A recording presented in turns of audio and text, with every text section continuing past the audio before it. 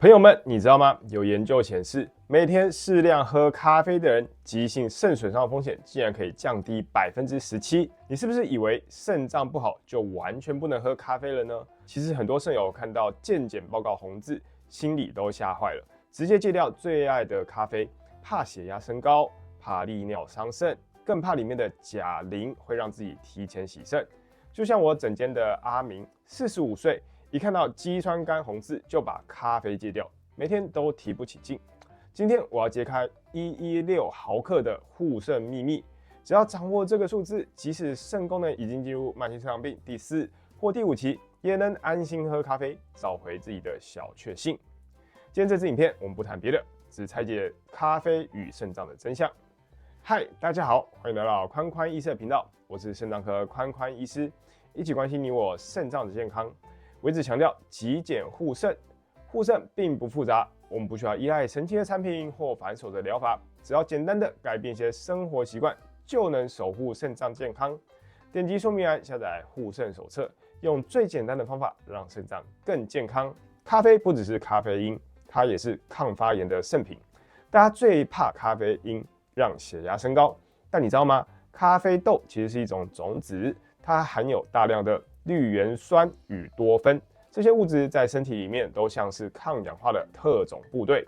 当你的肾小管因为糖尿病或高血压受损时，这些多酚能够精准的锁定自由基，减轻肾脏氧化的压力。这不是我随便说的。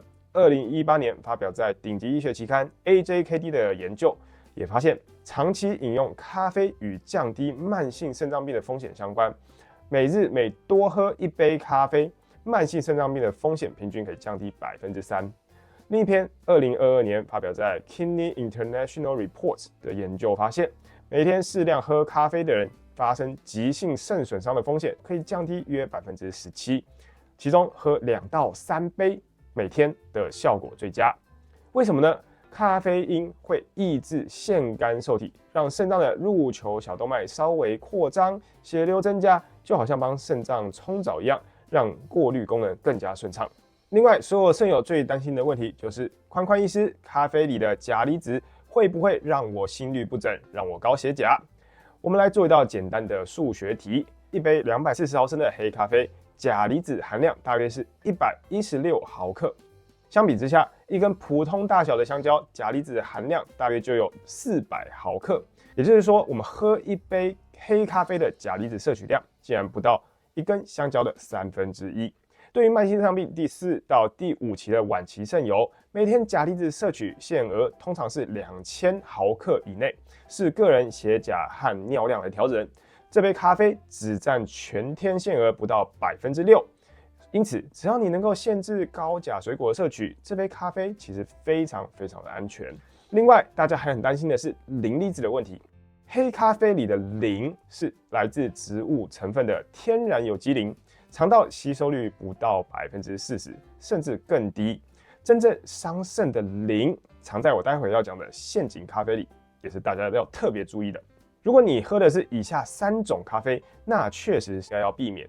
第一，3合1与即溶包，里面的咖啡成分最少，添加物却最多，尤其是为了增加口感及更好冲泡而添加的一些磷酸盐，也就是无机磷添加剂，吸收率高达100%，这会让你的血管硬化、钙化。这不只是在喝咖啡，更是在喝很多化学的药剂。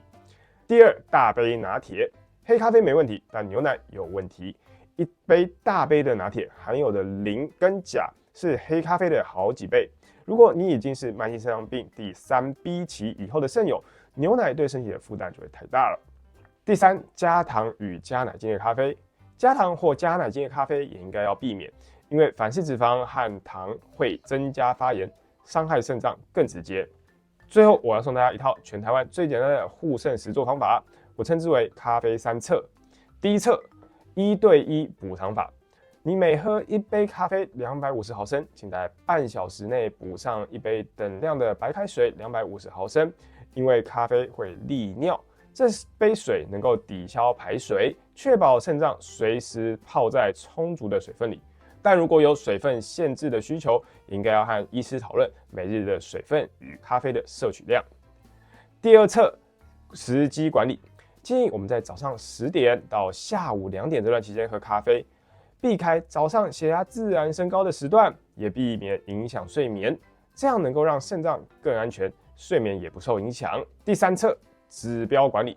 当我们血钾大于 5.0 或血磷大于 4.5 时，请先暂停咖啡，等我们抽血数据回稳了，再开始恢复喝咖啡。回到影片开头的阿明，他原本戒咖啡戒到很忧郁，后来我教他换成早上1小杯黑咖啡，搭配我的1对1补水法。